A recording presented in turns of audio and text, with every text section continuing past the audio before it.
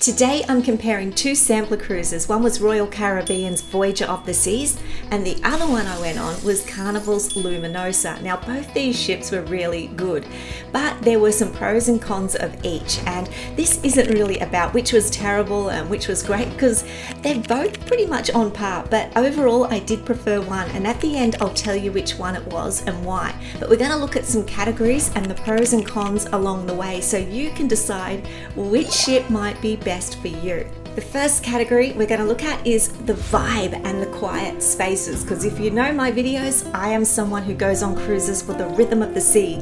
I love the quiet spaces. Voyager is bigger, it is much more impressive as a ship, and it is surprisingly the ship that had more quiet spaces. I found some beautiful spots on Voyager, and I've made a separate video if you're interested in knowing where these 10 hidden spots are, and I'll link it up here. But I love being able to escape on Voyager to the upper decks and some secret spots along the way. Luminosa had more of a party vibe, like the 80s glow nights, which were fun, but definitely felt more alive, more of a party ship than Voyager. But there were fewer spaces for me to find on Luminosa. So for that reason, on vibe and quiet spaces, Voyager is the winner here. The next category is cabins and comfort. Now on Voyager I had a promenade view cabin, which I didn't love for privacy, and I did a video on that as well. But the bed and the shower on Voyager were amazing.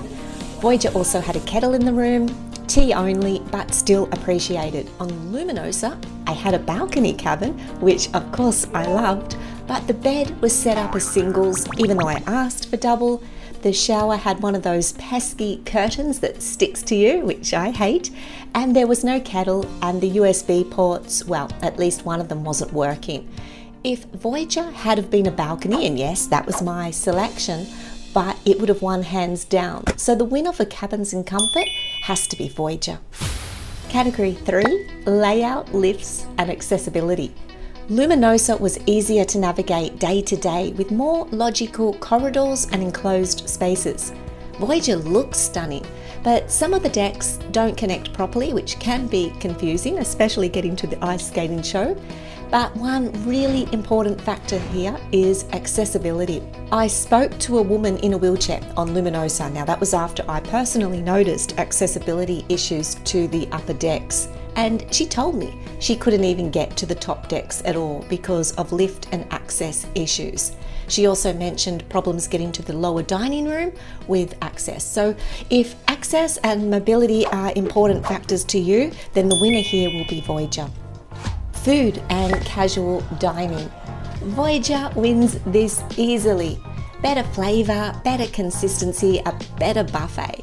On Luminosa, especially in the Lido marketplace, food was often cold and it was bland.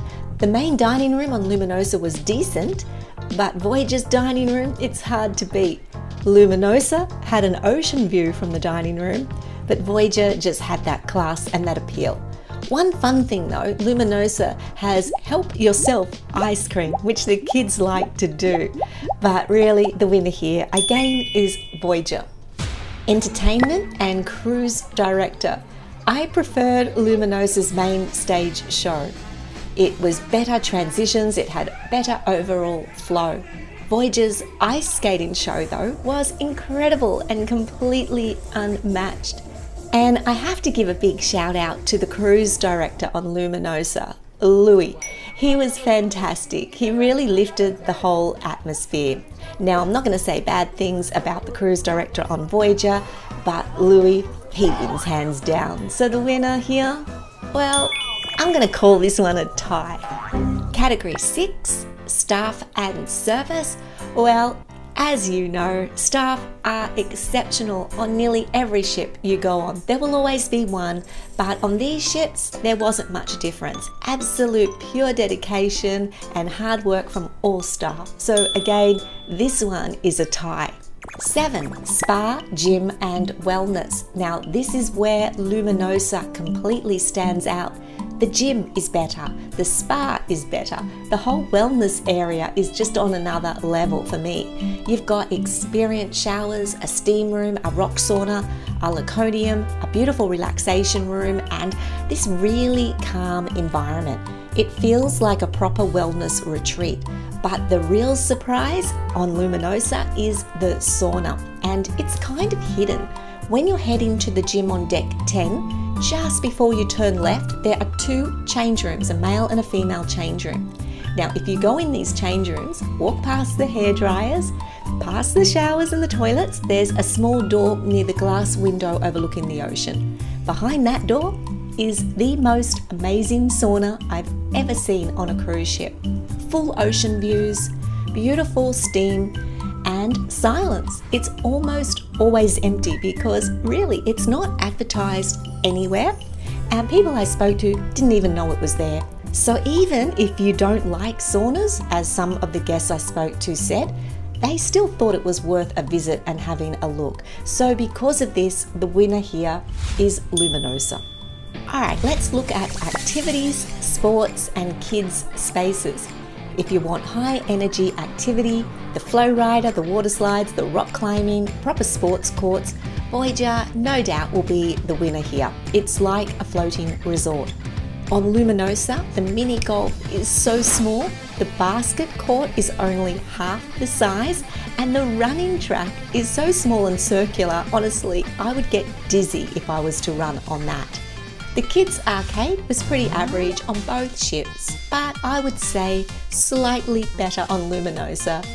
The winner is a bit of a split because it comes down to personal preference, but if it is activities and all these kind of facilities you're after, then it will be Voyager that wins this category. Walking spaces and outdoor comfort. Now, both ships have designated running tracks on the top decks, but as I mentioned, Luminosa's is very small. What really matters to me is the lower strolling deck. On Voyager, deck 5 goes all the way around and even takes you to the helipad at the front of the ship for some incredible views. You stand at the bow of the ship and you look out over this magnificent blue ocean. It is beautiful and it's one of my favorite things on board. On Luminosa, on deck 3, it doesn't loop.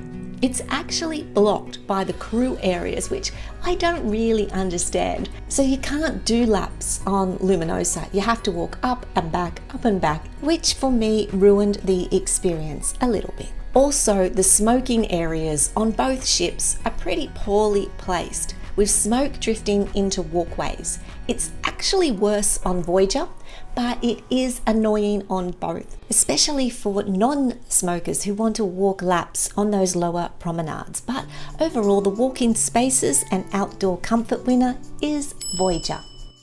Category 10 is the pool and the relaxation spaces. One thing I noticed on Luminosa is that the deck chairs were often tied up or unavailable, which made relaxing outside harder. Voyager felt easier in that regard. Both ships had ample deck chairs and spaces, but Voyager's were more accessible, so in that regard, Voyager, you win this category. And now we're going to look at the casino and the gaming. Both ships have really good casinos, but I lost my money on Voyager and I won a little bit of money on Luminosa. So Luminosa, for no other reason, you get my vote here. And the next category, the feel, that sensation of actually sailing. Well, this is probably the most important thing for me personally. On Voyager, a lot of the time, it honestly felt like we were just sitting on the ocean, like a car park at sea, and moving so slowly or not at all, but you couldn't feel it, and people did talk about that. On Luminosa, however, we cruised the whole time. So on Voyager, we went at about 1 knot, and on Luminosa, between 9 and 11. We were pretty much moving the entire time on Luminosa, so I got to experience my favorite thing, the rhythm, the gentle motion, that connection that I long to have with the sea when I cruise. That is why I cruise. Luminosa gave me that. So this category, hands down, you win, Luminosa. Category 13, Embarkation and Disembarkation. Both ships handled boarding and leaving really well, but Luminosa was noticeably faster and smoother, maybe because it's a smaller ship, maybe because of the time I arrived, which was pretty similar on both occasions though. But both basically had no queue at all. It was calm, it was stress-free. Voyager was fine, but by a hair, Luminosa did it better, so the winner here, Luminosa. And the last category is value for money. Luminosa was about $300 cheaper for me, and I got a balcony. Now that is a big difference money-wise. So when it comes to value for money, the winner here is Luminosa. So who is the overall winner? Well, this really was a tight finish, but Voyager has better food, better bed, better shower. It had more polish. It was more impressive. It was the one that won me over for quiet spaces. The ice skating show, brilliant, and that wonderful walk around the perimeter of the ship down on deck 5 made it a really fantastic cruise. But Luminosa gave me a balcony. It gave me a better spa, a better gym, the world's most unbelievable sauna. It gave me a great sense of balance between fun and relaxation. It gave me better value, and it gave me faster boarding, but most importantly, and the thing that I believe makes it the winner, is it actually cruised, and I loved that. So when I consider everything, it really was Luminosa, but by a hair. Voyager probably won my heart, and Luminosa probably won on lifestyle and overall value. But which one will win for you? And that's probably the most important question. Will depend upon the things that you prioritize, the things that you value the most on a cruise. So if you have sailed Voyager or Luminosa on a 3-day sampler cruise, let me know what your preference was, what you liked about both ships.